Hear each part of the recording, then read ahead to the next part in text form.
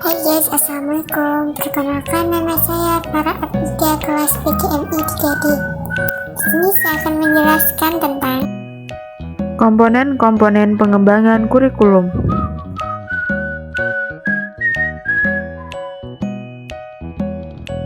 Fungsi kurikulum dalam proses pendidikan adalah sebagai alat untuk mencapai tujuan pendidikan.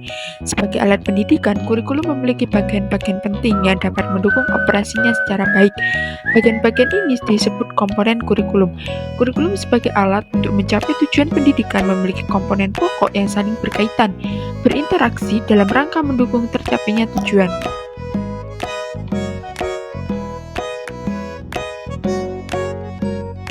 Kurikulum sebagai sistem. Kurikulum merupakan suatu sistem yang memiliki komponen tertentu. Sebagai suatu sistem, maka setiap komponen harus saling berkaitan satu sama lain. Apabila salah satu komponen tidak berkaitan dengan komponen lainnya, maka sistem kurikulum secara keseluruhan juga akan terganggu. Yang pertama adalah komponen tujuan. Kurikulum merupakan suatu program yang dimaksudkan untuk mencapai tujuan pendidikan. Tujuan itulah yang dijadikan arah atau acuan segala kegiatan pendidikan yang dijalankan.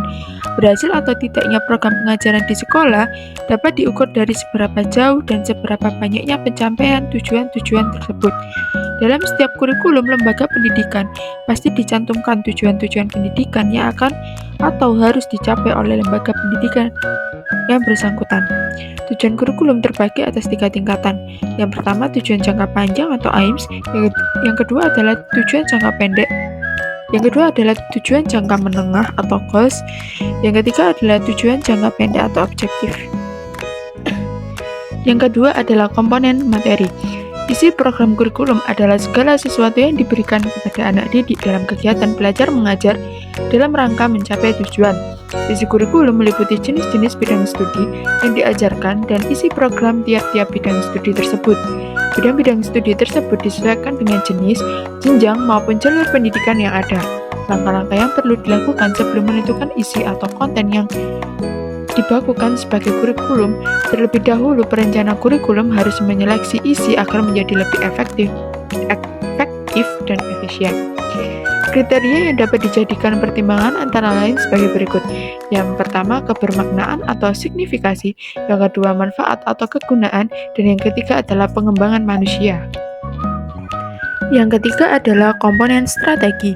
Strategi merujuk pada pendekatan dan metode serta peralatan mengajar yang digunakan dalam pengajaran. Tetapi pada hakikatnya, strategi pengajaran tidak hanya terbatas pada hal itu saja.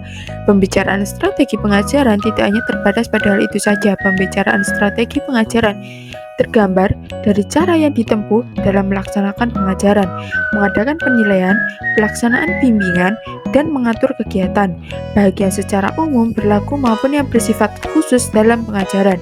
Strategi atau metode atau model pembelajaran sangat ditentukan oleh karakteristik substansi yang akan diajarkan dan karakteristik siswanya.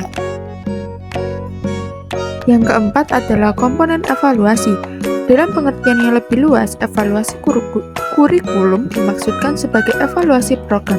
Untuk mengakses kinerja kurikulum secara keseluruhan, ditinjau dari berbagai kriteria. Indikator kinerja yang dievaluasi tidak hanya terbatas pada efektivitas saja, namun juga relevansi, efisiensi atau kelaikan atau feasibility program.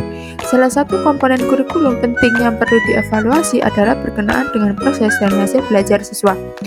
Evaluasi kurikulum juga bervariasi, bergantung pada dimensi-dimensi yang akan dievaluasi. Dimensi yang sering mendapat sorotan adalah dimensi kuantitas dan kualitas.